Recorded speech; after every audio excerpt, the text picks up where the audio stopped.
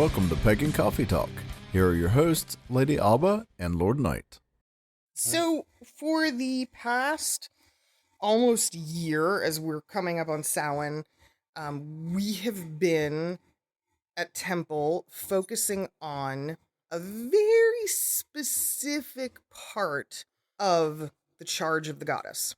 And it is the segment where Doreen Valiant talks about naked rites, right? You be naked in your rites. And I decided it would be a great idea to, wow, he's having a moment. My goodness, Mr. Man. He didn't get his ritual invite. He's upset.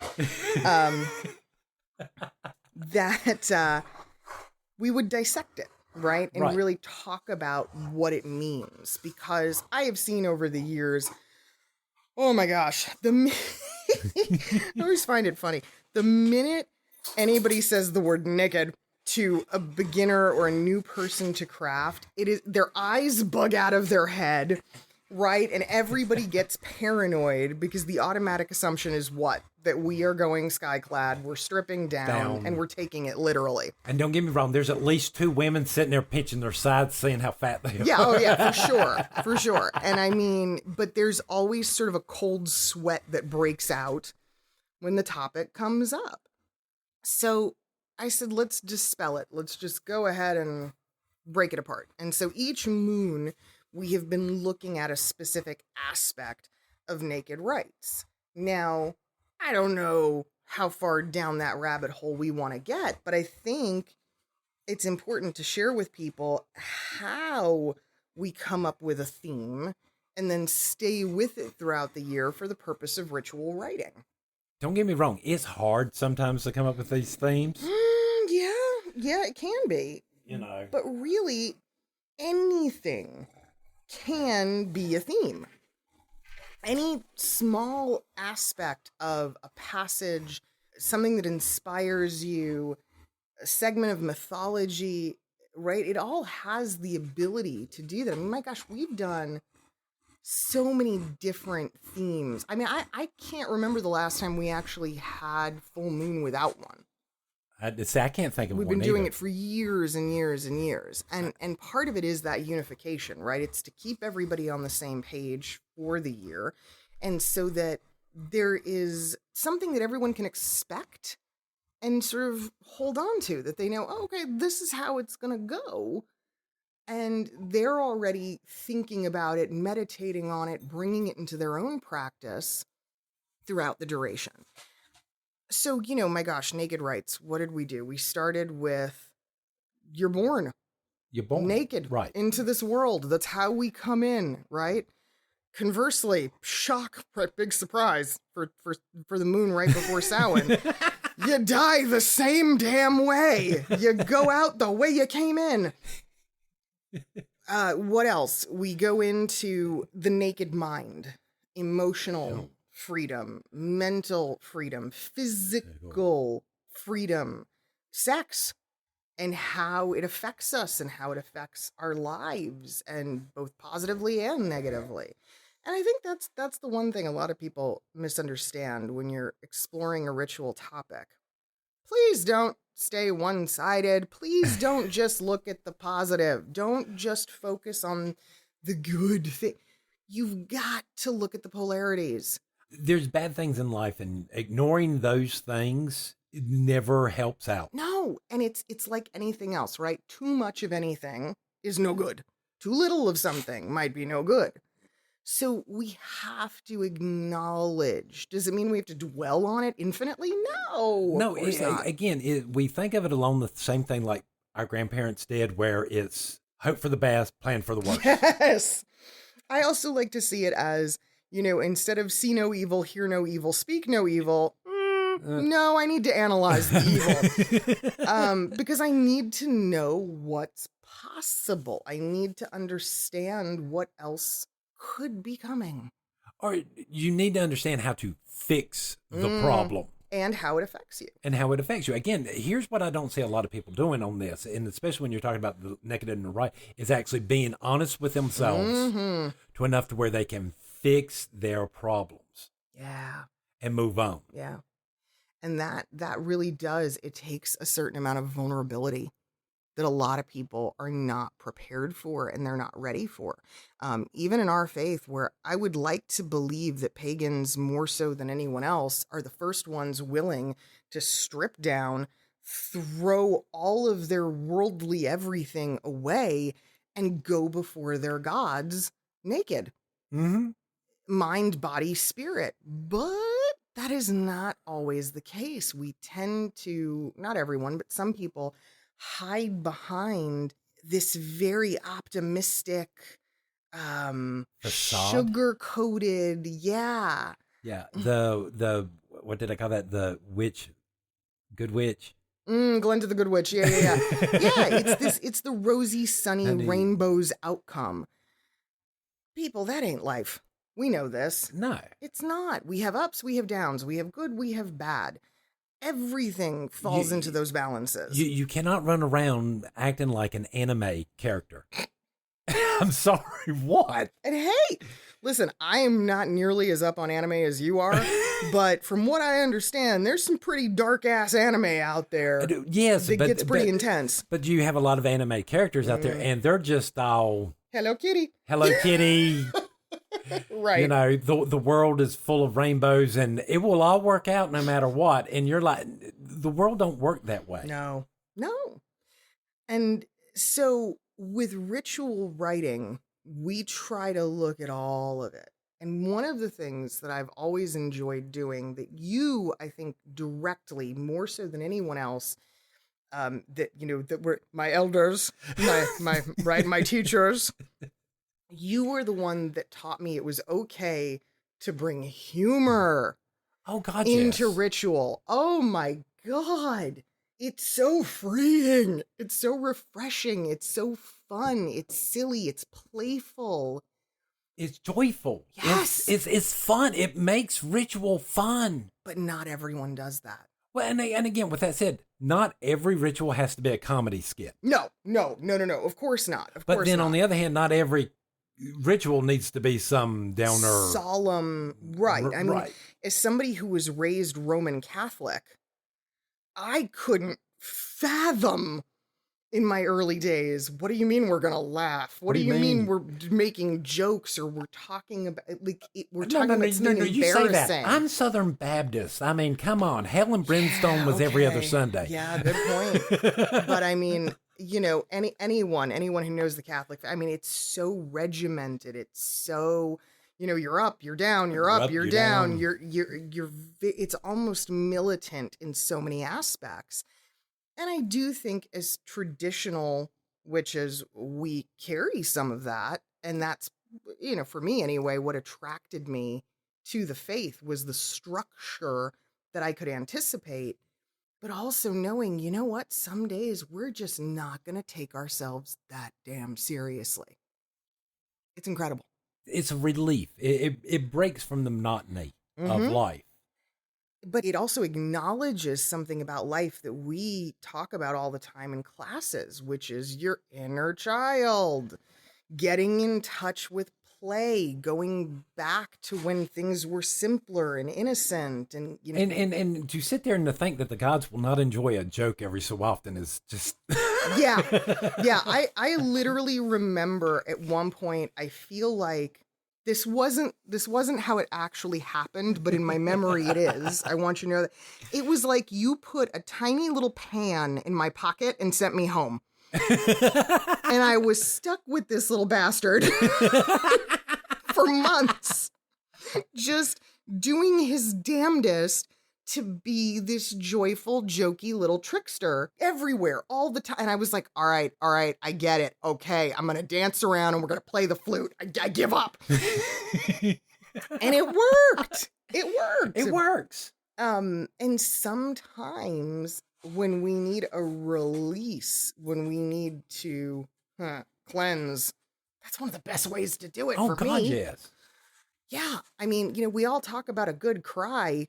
Yeah, you also need a good laugh. The best laugh is after a good cry. I know that sounds weird, but it really is the best. It is. So gosh, what else? I mean, so over the years, ritual wise, of course, I'm trying to think of some of the themes now, and I'm coming up short because that's how it always happens in the moment.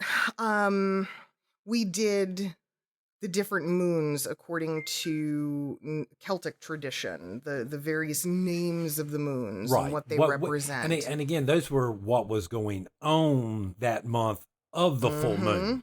We did one year, we did an entire series on full moon where every single moon we learned a different yoga pose and its association and what that pose represented spiritually.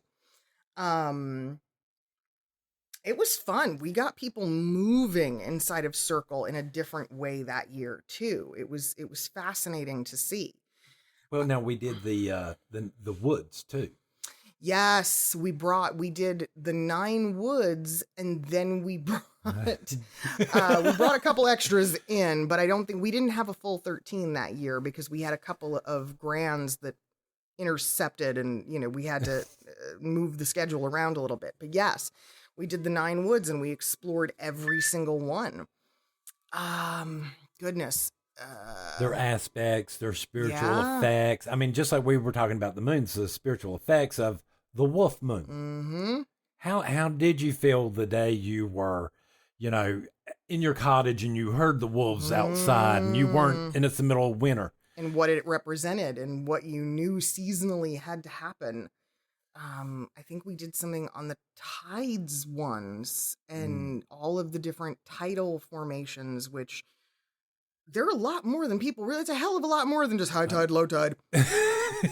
As somebody who grew up on the water, I mean, around it, I had a pretty good concept of that, but even I got a huge education from that. We've done stones and tools, and we've done life stages. There's so many things to explore as the wheel turns and as the seasons progress. I mean, again, this is supposed to be a representation of our lives as we go through the turning of the wheel. Mm-hmm.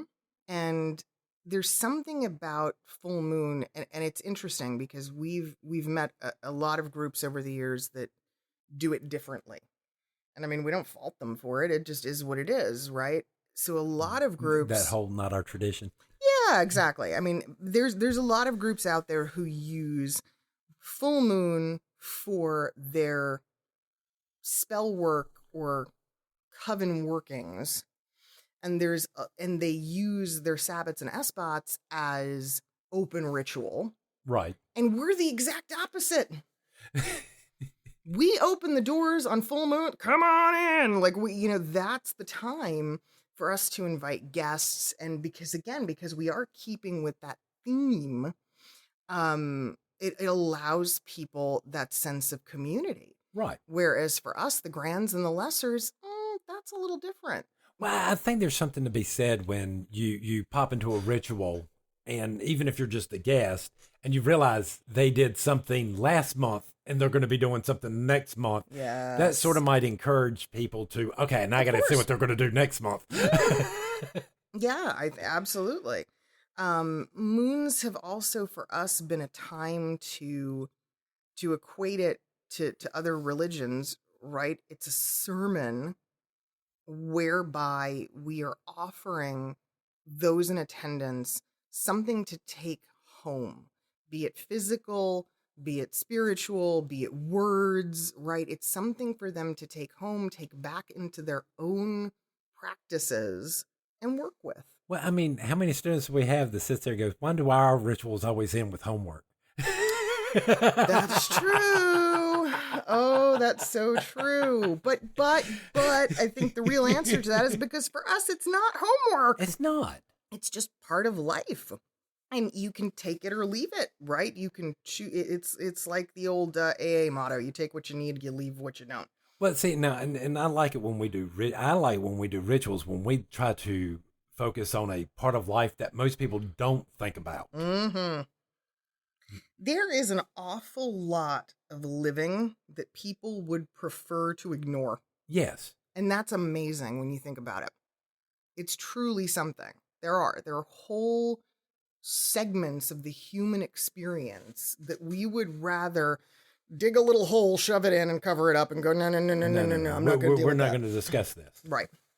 You know, we don't want to discuss the negative aspects of our lives. And I see it all the time. I'm at a place now in my life where at, almost 45, it's hard for me sometimes to connect with friends who, are similar in age, who are dealing with an aging, dying parent, right? Because that is a universal experience for most of us. We tend to be a little more prepared. We do. And I see a lot of my friends in a very deep, almost denial about that process and what it means and what it like, in a weird way, I almost want to go, you knew your whole life, you knew this was coming. Your whole life. And what part did you think it wasn't going to? Right. Somehow you were going to evade it? I mean, don't get me wrong. I know I joked with like my grandparents for years saying that neither one of them could decide which one was going to go first and they were both going to live forever. But I knew that not to be the actual case. Right. It was just not to get them to talk about it. But it's also our ego, right? Our ego gets in the way that we think somehow we're going to be spared or it's not going to happen to us. Or somehow you're special. Yeah. Or we don't want to deal with the pain. And the problem is by not getting ahead of it, by not acknowledging it, when it happens, it hits you like a fucking freight train. And it's hard. It's very, very difficult for people. And I always see that, and I have to be cautious, right, of what I say or how I approach it, because I'm not always the most sympathetic, or I'm not always the most helpful in those moments because I'm sort of baffled by their denial. I'm like, thank you. How are you really? And it's hard to explain to people. We get more wrapped up in that, your behavior, why you acting. This makes no sense to us. Yeah. And I do have a problem with that. I noticed when my mother and some other people, there was this big old thing about, oh, well, he's not looking at me going, I'm not mourning and all that. I'm like, no, I'm mourning just the way I'm supposed to. What's y'all's problem? Right. I'm mourning my way. It's fascinating. And mind you, right, I'm not talking about unexpected deaths. I'm not talking about accidents, none of that. Literally just the fact that we all have parents who are older than us, who will continue to get older, and who will eventually pass. That's it. In those circumstances. Yeah, I mean, it always surprises me when a 50-year-old man is like, oh my God, my mother's dying. Well, yeah. Yeah, that's what happened. She's been dying since the day you were born. She's been dying since the day she was born. Right. So how this is a shock to you, that's beyond me. Well, see, now, I don't understand these people in our religion who, again, like you said, that seems to want to stay on the sunshine lollipop route and never... It's very one-sided. Don't get me wrong. I mean, I've learned, as I've gotten older, I've learned to appreciate my extremely optimistic friends a lot more. But it's myopic, and it can lead to problems later. So, using moons to start addressing, dealing with some of those things, I mean, it makes sense. It's almost group therapy. Almost. Yeah. I mean, when you're sitting there and you're doing a ritual on fear, and you're expressing this, okay, fear is a common thing that we have, but courage is doing those in spite of those fears. Yeah. And going in a ritual and talking about these things. And opening up the conversation that not only then takes place between members of the temple afterward, but many of us take it home. And go, hey, have you ever thought about this? Have you? There's a lot of us whose spouses or other halves do not have nothing to do with with what we're doing. Yeah. And these people are going home going, oh, we just did this wonderful ritual and this is what it was about. Yeah. Yeah. Let's talk about our sex life. How's it for you? Is it good? Are you fulfilled? because I just talked about this in ritual. And I just thought I'd let you know. I'm realizing that maybe we should explore this.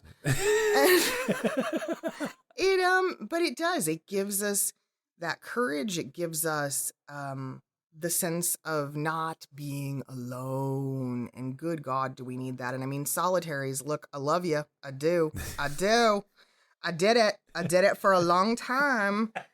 And what happened for me was I just got to a point where I said, how the hell am I going to learn anything new when I'm only talking to me? Right. My experiences are too limited to possibly introduce new ideas. I had to seek out others.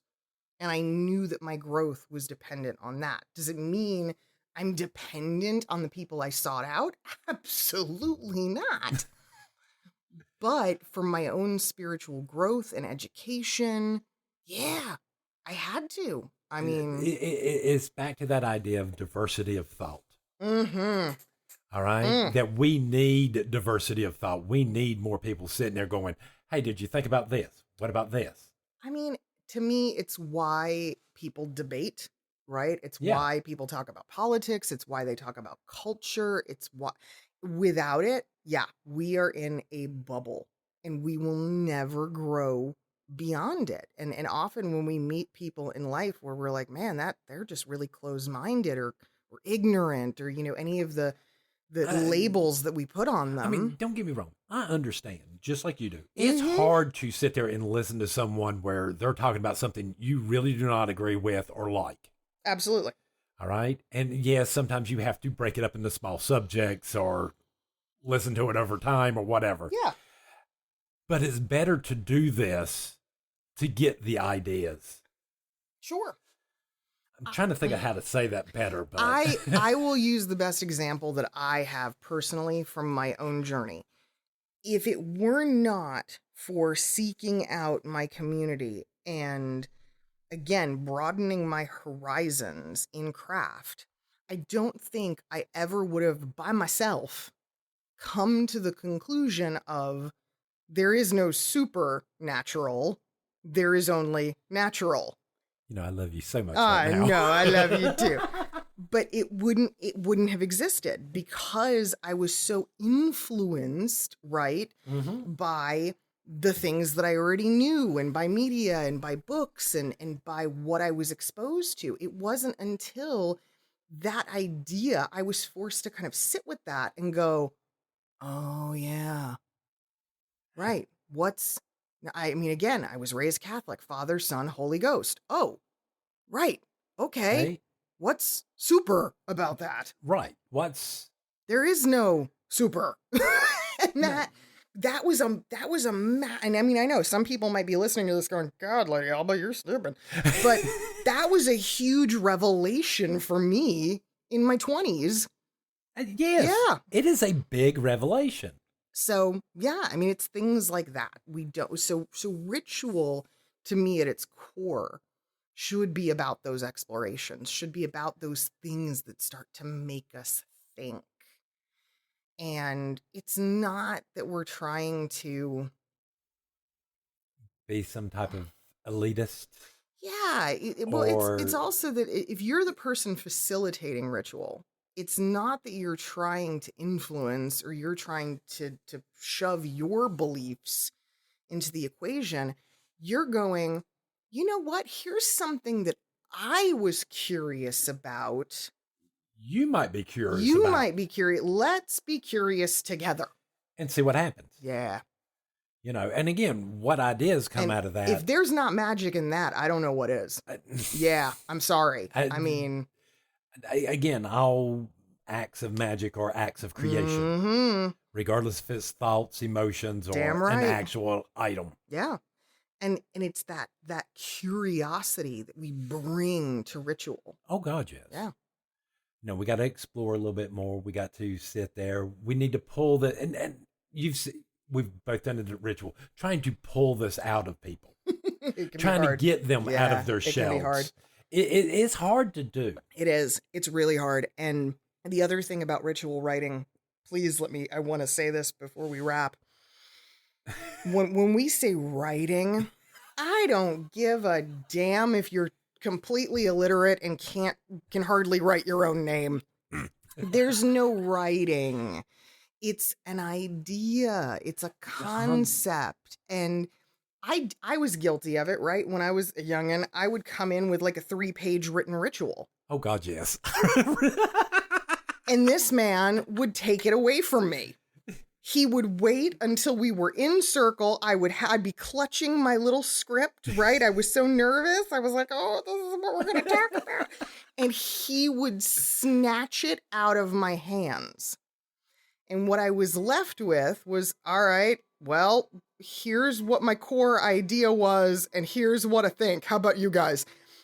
And it boiled it down to its purest form. And that is now how I write ritual. It might be 1 or 2 sentences, and that's it.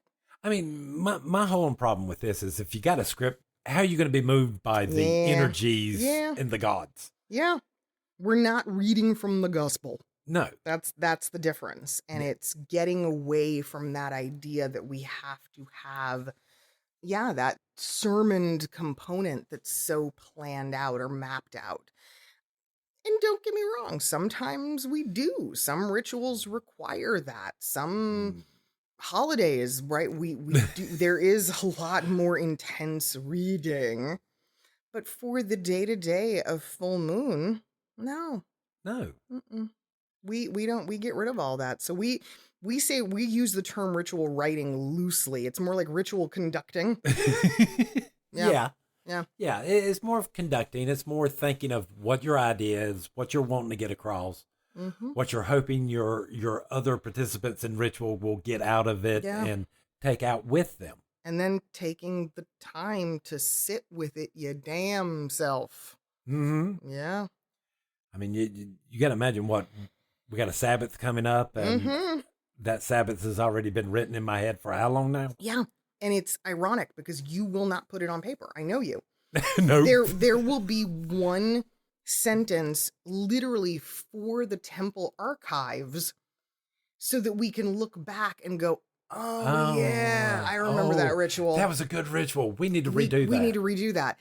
But will it be thoroughly and completely fleshed out with everything that happened? Like someone, was acting as court stenographer? No. It's very, very simplified. Everybody, and I think here's the problem is everybody wants to overcomplicate this stuff. Oh, for sure. All right. I understand wanting being a drama person. I understand wanting the majesty, the spectacle. Yes. I mean, I understand those, but. And I mean, of course, we want a bit of that. We want to feel like we have worshipped, honored, done something with purpose. But you are doing it with purpose. You're there. You showed up.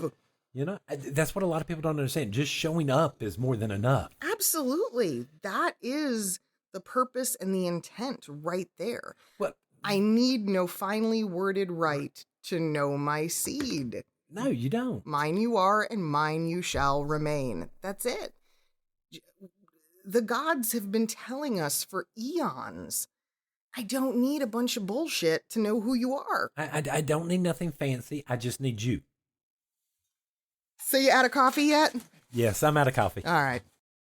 Thanks for listening. Join us next week for another episode. Pagan Coffee Talk is brought to you by Life Temple and Seminary. Please visit us at lifetempleseminary.org for more information, as well as links to our social media: Facebook, Discord, Twitter, YouTube, and Reddit. We travel down this trodden path, the maze of stone and mire.